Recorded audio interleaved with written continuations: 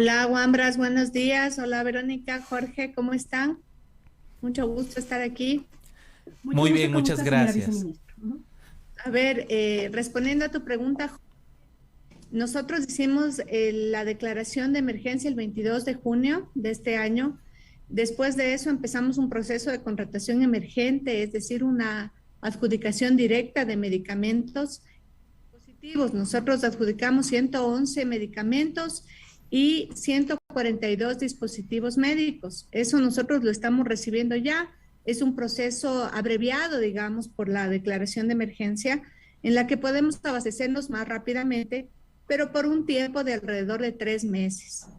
Después de esto, o más bien dicho, al mismo tiempo, nosotros estamos haciendo otros procesos de compra, porque ustedes entienden que el proceso de abastecimiento es bien complejo y no se puede hacer por un solo mecanismo.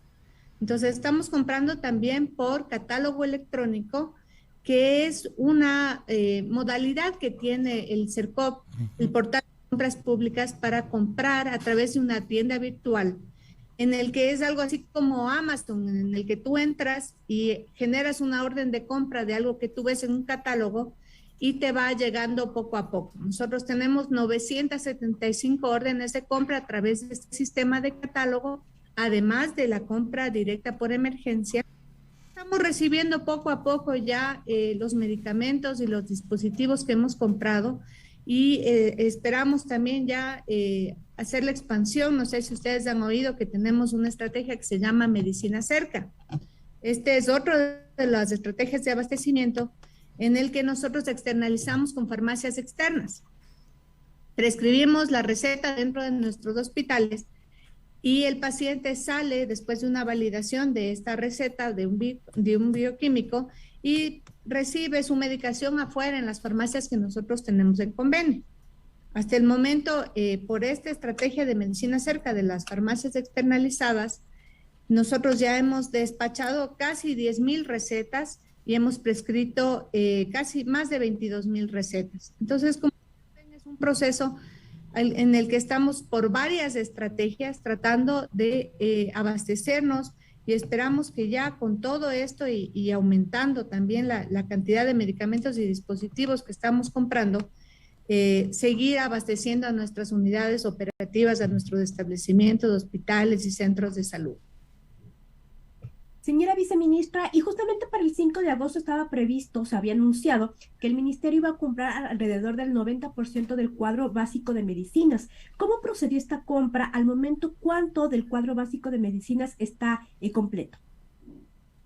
A ver, nosotros tenemos dentro del cuadro básico como 783 medicamentos que consideramos esenciales. Además de esos, hay muchos más, hay más de 1,000 medicamentos y de formas farmacéuticas.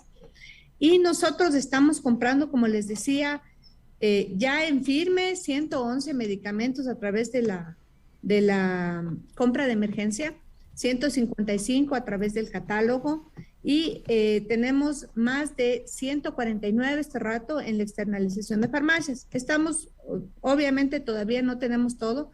Aparte de de estas tres formas de abastecimiento, las unidades operativas están comprando cada uno sus necesidades por la compra regular.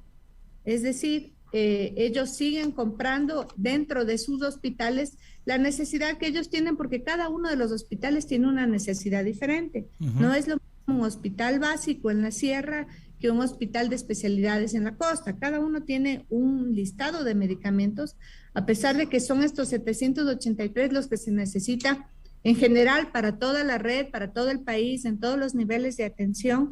Cada uno tiene un listado específico de medicamentos. Entonces, estamos nosotros al momento en el 70% de abastecimiento y estamos recibiendo ya las compras de todas las maneras, todas las estrategias de abastecimiento que yo les estaba comentando. Y justamente ahí la pregunta, y sabemos usted, si mal no me equivoco, antes era directora del Hospital Eugenio Espejo, ¿cómo llegamos a este punto? O sea, ¿cómo llegamos al punto de desabastecimiento de medicamentos? ¿Y qué hacer para que esto no ocurra? Porque estamos en emergencia, se puede viabilizar las compras, la emergencia da esas características para viabilizar las compras, pero ¿cómo llegamos al punto del desabastecimiento y de la crisis en el sistema público de salud? Hay muchas situaciones por las que pasamos como país. Yo sé que a veces suenan un poco como excusas de este tema de la guerra, de la pandemia, etcétera, pero son cosas que se van sumando. Tuvimos un cambio de gobierno, el momento en que se recibió el ministerio en mayo del 2021, todos los recursos del ministerio estaban destinados a la compra de vacunas y no teníamos un plan, no había un plan cuando se asumió este ministerio de cómo se iba a hacer este abastecimiento, porque la prioridad para el país en ese momento era abastecerse de vacunas. Además de eso, el tema con los proveedores es bien complejo porque hubo una crisis bien importante de contenedores en el que no llegaron medicamentos y así tú quisieras comprar y tuvieras el presupuesto necesario, nadie te vendía estos medicamentos. Obviamente hacer una compra centralizada como la que se está haciendo ahora es mucho más atractivo para un proveedor que venderle a más de 2,000 unidades operativas del ministerio que te van comprando un poquito, un poquito, un poquito. Para ellos es mejor hacer una sola venta grande que les resulta mucho más atrayente. Hay algunas estrategias que se están utilizando ahora que no se utilizaron antes y que probablemente no se tuvo la reacción con la rapidez adecuada para que las unidades operativas no se desabastezcan.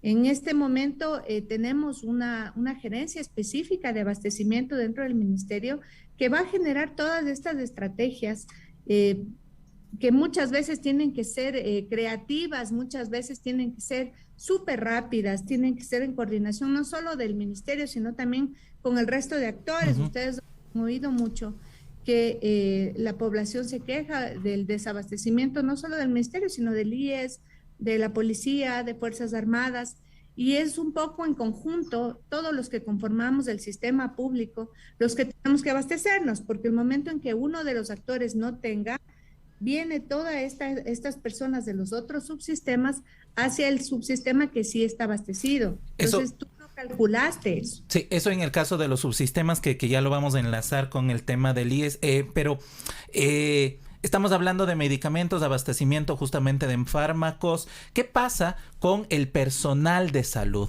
¿Y qué pasa justamente con, hemos conversado con algunos gremios, médicos, médicas de diferentes hospitales que nos dicen que la atención no solo depende de los medicamentos, sino de que exista personal suficiente en las unidades de salud para abastecer y atender? Así es, definitivamente la parte de medicamentos y dispositivos que muchas veces nos enfocamos solo en eso, es solo una pequeña parte de la atención médica. Las unidades necesitan equipamiento, talento humano, infraestructura, inversiones en otro tipo de ítems que no siempre nosotros identificamos. Lamentablemente en los últimos años se hizo un proceso de sacar a muchísima gente, especialmente administrativa. El ministerio ha tenido mucha fortaleza en defender a su personal operativo, el que atiende a los pacientes, a los médicos, a las enfermeras, a los rehabilitadores, etcétera. Pero todo ese personal administrativo, que es el que está detrás del proceso de abastecimiento, precisamente de las compras, del mantenimiento de los equipos, los biomédicos, los ingenieros, los arquitectos, los abogados, que son los que nos ayudan con todos estos procesos de compra pública y de mantener a nuestras unidades operativas, han estado en un desmedro importante y eso nos está pasando la factura. Estamos trabajando precisamente en fortalecer a todo el talento humano, no solo el área operativa, sino también el área administrativa, que es el que mantiene a los establecimientos funcionando. Ahora, señora viceministra, tenemos una situación muy concreta que es la de los pacientes en situación grave, crónica, enfermedades catastróficas. Hace un par de semanas nada más dábamos cuenta en este medio sobre la muerte de 2 niños con cáncer. ¿Qué les podemos decir a estas personas que sienten que justamente la atención en medicina está bastante desmejorada, los medicamentos no llegan? Dentro de todos los procesos de abastecimiento, además de estos procesos en los que ya se incluye la medicación oncológica, hay un proceso específico de abastecimiento de medicamentos oncológicos, especialmente para los hospitales especializados, como es el Baco Ortiz, como es el Eugenio Espejo, como es el Abel Gilbert, el ICASA, que están en proceso ya de compra y de abastecimiento. Muchos de estos medicamentos ya están disponibles. Tenemos ahí un conflicto muchas veces con las asociaciones y con los gremios incluso de médicos que deciden que el medicamento tiene que ser de una marca específica y entra en un proceso de judicialización en el que no podemos abastecernos de cualquier medicamento, sino que tiene que ser de una marca específicamente. Eso nos entorpece el proceso y lleva más tiempo.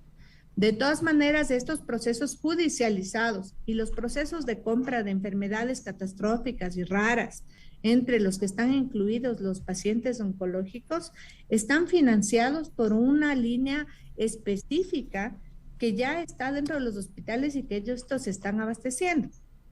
Y justo de la relación por el sistema y los subsistemas que queríamos conversar. Hace varios días hablábamos con médicos, médicas de el sistema de salud del IES y nos hablaban, finalmente la rectoría la tiene el Consejo del IES, pero el Ministerio de Salud puede establecer cuál es la calidad de atención y de salud. ¿Qué seguimiento y qué articulación están dando con este subsistema del Instituto Ecuatoriano de Seguridad Social? Para que vayan a la par, digo, porque si no parecería que hay un sistema público de salud por un lado y por otro lado afiliados, afiliadas, pensionistas están también exigiendo mejorar el tema de salud en su sistema en el IES. Nosotros tenemos una red pública integral de salud. Esta red pública está conformada por todos los subsistemas públicos de salud. Tenemos un comité de gestión de red en el que están integrados cada una de las máximas autoridades del Ministerio, del IES, de la Policía y de las Fuerzas Armadas. Dentro de este comité se tratan todos los temas en común y sale toda la normativa necesaria que tiene el sistema. El ministerio como ente rector puede sacar toda la normativa, los lineamientos, los controles de calidad, como ustedes han dicho, que después las agencias adscritas como el ACES, por ejemplo, que es la Agencia de Control de la Calidad, puede verificar, ir a verificar en los establecimientos de salud que efectivamente se cumpla toda esta normativa. Pero más allá de solo tratar un tema normativo y solo de pasarnos papeles y de decirnos mutuamente cómo tenemos que trabajar, se está haciendo un trabajo súper coordinado con el IES especialmente, que es con quien la ciudadanía presenta más inconvenientes, para tratar coordinadamente de todos los temas claves como son el abastecimiento, como son la atención en primer nivel, que el IES no tiene muchas unidades operativas, el tema de los contact centers, sacar un lineamiento específico conjunto. Nosotros también tenemos un contact center para agendamiento y si bien no tenemos los mismos problemas que ellos tienen en este momento, sí necesitamos hacer en conjunto unos lineamientos para que los pacientes vayan a donde vayan, reciban el mismo tipo, la misma calidad de la atención y que sobre todo que sea una atención oportuna. Estamos abriendo estas mesas de diálogo, siempre hemos tenido acuerdos comunes con el IES, pero ahora vemos que la necesidad de coordinar va mucho más allá de solo hacerlo a un nivel normativo, ¿no? Sino que se necesitan coordinaciones muy específicas de estos temas. Ahora, hasta el mes de junio estaba presupuestado, bueno, más bien dicho, estaba transferido el 39% del presupuesto de salud. ¿Cómo avanza la ejecución presupuestaria? El ministerio en este momento tiene más del 60% de ejecución presupuestaria.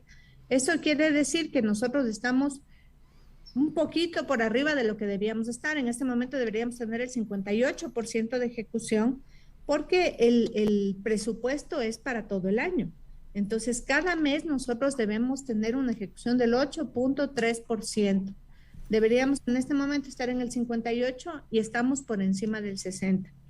Estamos recibiendo una inyección adicional del Ministerio de Finanzas para financiar los procesos precisamente de apoyo que tienen los establecimientos, como son el tema de limpieza, seguridad, alimentación, que a veces no los identificamos también como súper necesarios dentro de los establecimientos y que en este momento ya los estamos financiando. ¿Habrá quizá alguna recomendación que ustedes hagan desde la cartera de Estado, desde el Ministerio de Salud, para la elaboración del siguiente presupuesto general del Estado? Digo, ¿habrá alguna novedad? Justamente, ¿le alcanza al Ministerio de Salud con el presupuesto que tiene? El ministerio tiene el presupuesto que necesita en este momento. Sin embargo, necesitamos más gestión, necesitamos que los procesos sean más ágiles. A veces no basta con tener el presupuesto, sino que necesitas tener personas que lo gestionen y que también en el resto de instituciones públicas le den la prioridad que debe tener el sector salud y que los trámites no se vayan quedando, ¿no es cierto? Entonces, sí, estamos trabajando también, hay mucha apertura de parte de todo lo que las instituciones que conforman el Estado para darnos esa prioridad y que los procesos se vayan caminando más rápido. A veces la respuesta no es más presupuesto, es más gestión. Para finalizar, sabemos que han emprendido también dentro de las problemáticas de salud en el país una campaña sobre el tema de la desnutrición crónica infantil.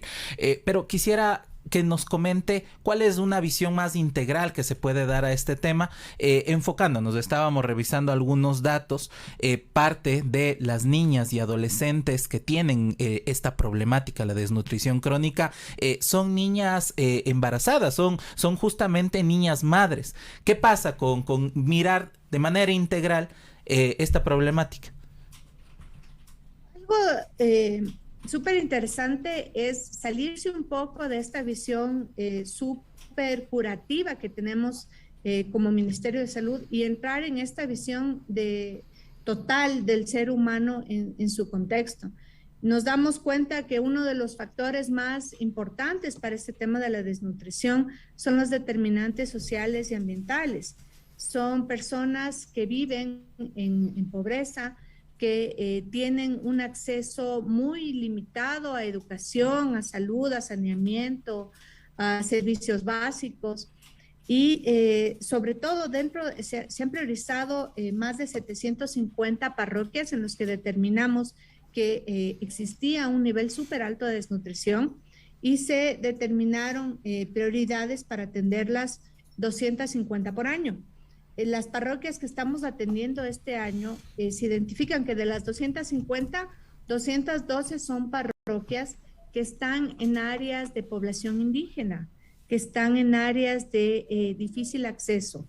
Vemos que estos factores afectan muchísimo más de lo que nos gustaría pensar y que vemos que hay unas desigualdades en salud, desigualdades en acceso, desigualdades en mejores condiciones de vida, más allá de solo entregar un medicamento. Es un proceso de que les tenemos discriminados un poco hacia un lado en todos los aspectos de la sociedad, no solo en el tema de salud. Estamos, por lo tanto, haciendo intervenciones que afecten a todos estos determinantes sociales y ambientales y no solo planificando un proceso de entrega de medicación o de vitaminas o de recomendarles cómo comer, porque va más allá de eso, ¿no? Es el tema de que no tienen acceso a medicamentos porque no tienen una capacidad adquisitiva adecuada, más allá de solo capacitarles en qué deberían y qué no deberían comer. Entonces, estamos haciendo esta campaña de desnutrición. Nuestro objetivo es disminuir la desnutrición infantil, pensando en que estos niños no solo están enfermos, no es una enfermedad, es un problema social y que estos niños son los líderes del futuro y que en este momento, en menores de 5 años, es donde podemos hacer una diferencia para tener mejores ciudadanos en el futuro, mejores líderes y una mejor sociedad también para nuestro país. Finalmente, viceministra, ¿está prevista, digamos, en el siguiente presupuesto de este año que viene, digamos, el honrar la deuda que un poco el Estado tiene tanto con el IES, con Solca, porque finalmente sin presupuesto no se puede trabajar? ¿Tú te refieres como Estado o como ministerio? Porque nosotros no tenemos una deuda con el como IES. Estado, ajá. Como Estado no te podría decir solo como ministerio. Nosotros sí tenemos planificado el pagar todas las deudas de red pública que tenemos con Solca. Nosotros estamos prácticamente al día con ellos. se están desembolsando cada mes 20 millones de dólares a nuestros prestadores privados, precisamente para que siga funcionando esto. Entendemos que hay prestaciones que nosotros no las tenemos como ministerio y que necesitamos que estos prestadores privados nos sigan dando para nuestros pacientes. Entonces, sí, nosotros tenemos presupuestado eso y tenemos toda la intención de seguir honrando estas deudas.